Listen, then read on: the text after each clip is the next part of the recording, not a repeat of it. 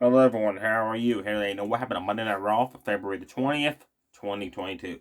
Raw had 6 matches. Edge took on Austin Theory in the main event for the United States Championship. Really good match, back and forth action. Austin Theory did that barrel roll into the ring into a drop kick, and when they went to do it again, Edge caught him with a sit down power bomb. Edge tricked Austin Theory by to get him to chase him outside, deliver a back body drop on the outside, then jumped off the ring apron, knocking down the champion. Austin Theory hit multiple back-to-back clotheslines, rapid-fire forearms, ground and pounded the heck out of Edge. Edge fought back, hit a flapjack, a superplex off the top rope. Then he waited for Austin Theory to get up and then delivered a cross body across the back of Austin Theory as he was getting up. That was pretty cool to see. Austin Theory almost won the match, but using the feet on the ropes, but the referee saw it, stopped the count, and Edge hit the execution. As Edge was setting up for the spear, Finn Balor appeared. Delivered an enziguri kick. Referee did not see it. Austin Theory got hold of Edge, A-Town down.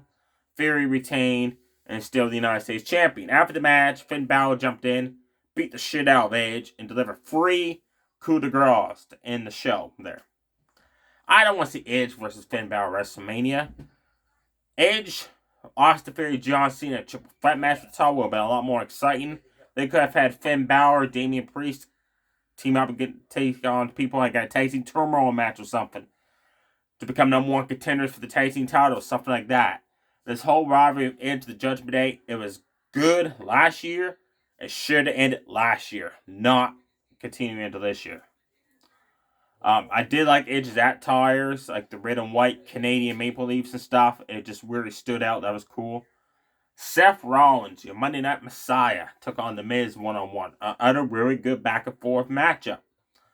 Miz got Irish whipped into the corner, and he came out with a big boot. Later on in the match, Miz Irish whipped Seth Rollins to the corner. Seth Rollins came out with one hell of a clothesline. Then Rollins delivered 3 more clotheslines. Then he delivered that forearm to the back of the head. That always looks nasty and painful when he hits that. The Miz started hitting the yes kicks. Seth blocked the last one. Hit a chop. The Miz hit a DDT. Miz went for Skull Crusher finale. Seth Rollins countered it. Seth Rollins hit 3 curb stomps. The referee stopped the match because of the safety of the Miz. Seth Rollins won by referee stoppage. Seth Rollins said, Logan Paul, you got my attention. I'll see you at WrestleMania. I cannot wait for that match. Logan Paul versus Seth Rollins should be very good. Logan Paul has pissed off the wrong man. Seth Rollins is a guy that's tactical in the ring. He's the architect. He knows people's weaknesses. He knows what they're going to do. He knows ways to counter moves. Guarantee you that slingshot, buckshot lariat clothesline that Logan Paul is doing that Adam Page and AEW does. Guarantee you Seth Rollins kind of a counter for that for WrestleMania. Asuka, the new number 1 contender, to face Bianca Belair for the Raw Women's Championship WrestleMania. Night 1 or Night 2, they haven't decided yet. Took on Nikki Cross. Very short match. Asuka kicked the ring post because Nikki moved out of the way, so that allowed Nikki to deliver an inverted DDT on the ring apron edge. Then she trapped Asuka between the ring apron and that and just hammered away at her. Asuka hit a German suplex, a couple kick strikes, then applied the new arm submission hold. Nikki quit, so Asuka won by submission. Carmella backstage, and let me tell you folks, that attire Carmella had on, I was like, come on, let there be a wardrobe malfunction, please. But it didn't happen. Carmella has challenged Asuka to a one-on-one match next week. Asuka accepted. Now, I don't know if this was by accident or not. Bianca Belair was on commentary. She came in the ring to congratulate Asuka and beat Nikki Cross. And then Asuka started spewing that blue mist out of her mouth. But I don't know if she bit the capsule too soon and accidentally did that, or she did it on purpose. I'm not sure. Let me know below if you think if it's accidental or not. For months now, backstage, Dolph Ziggler and Mustafa Ali's been having words. Like, Ali got mad that Dolph, instead of going for the tag team titles, chose to go for the chamber spot. Dolph got mad because Ali said he was better than him, back and forth, and they fought for a week. backstage, and then they all got lovey-dovey again. Well, finally, Dolph had enough.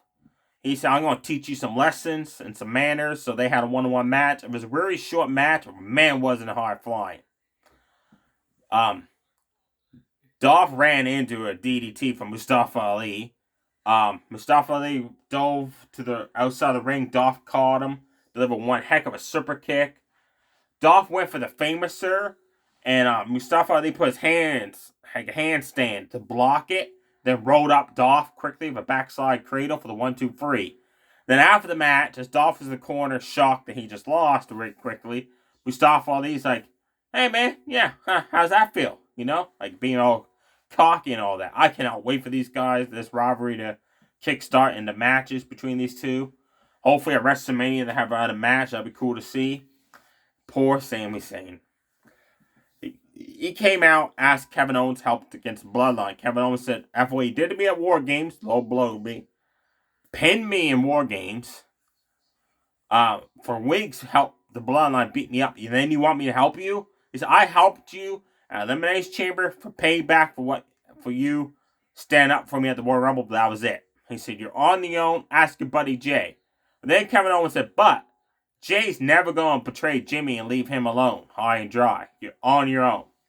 I say that Jay is going to not help Sami, because they showed a video that after the show went off the air, Jay kind of looked disappointed that Sami Zayn did not come to see how he was doing. That's going to lead to the turn, and then Kevin Owens will eventually help Sami defeat the Usos at WrestleMania for the titles. Baron Corbin blindsided Sami Zayn from behind. Beat the crap out of him. Sami won the match. Anna Pierce made the match official. Baron Corbin had a big boot. New Fast Press just pounding away at Sami. Then he went to do a punch, and Sami moved out of the way. Sami went too quickly for a Lua kick. Baron Corbin countered it in a daze, but Sami Zayn kicked out. Sami came off the middle rope. Baron Corbin caught him for sit-down chokeslam. That was cool. It was all Corbin, all match. Just punishing Sami Zayn, working on the injured back, like deep six, elbows to the back and all that.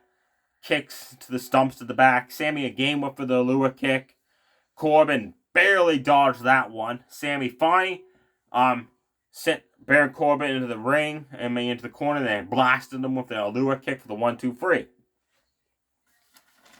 The last match, Bronson Reed took on Chad Gable of Alpha Academy with Otis at ringside. This match was good.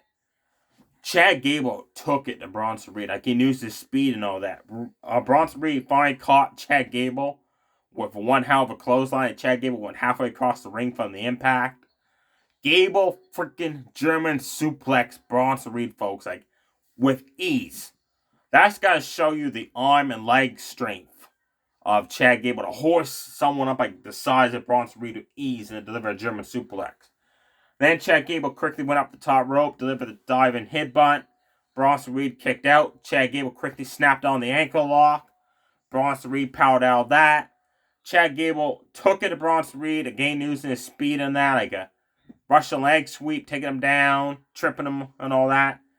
And then outside the ring, Maxine Dupree showed up, started flirting with Otis. Chad Gable was yelling, hey, whoa, what are you doing, man? You gotta help me, focus. And then Bronson Reed sandwiched Chad Gable into the turnbuckles from behind. Then to Sami off the top rope for the 1-2-3. Bronson Reed picked up his 5th win back since returning from being let go last year in WWE and his time in TNA, which they didn't do hard enough with the guy. In TNA, he was called Jonah, by the way. After the match, Chad Gable was yelling at Otis for being distracted by Maxine. So here starts the breakup of the Alpha Academy, which is going to suck. Next week on Raw, it's all Women's Night Raw Showcase, I'm calling it. You got Asuka versus Carmella. Candice LeRae versus Piper Niven.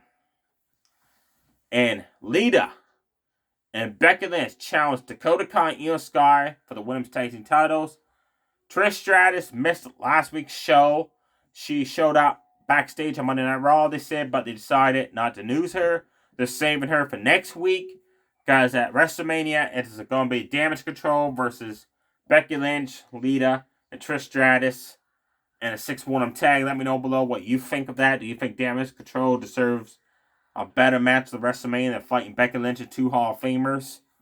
Oh, let's face it, Lita really hasn't done much for her career. She's just famous for taking off her shirt and then doing a top rope moonsault.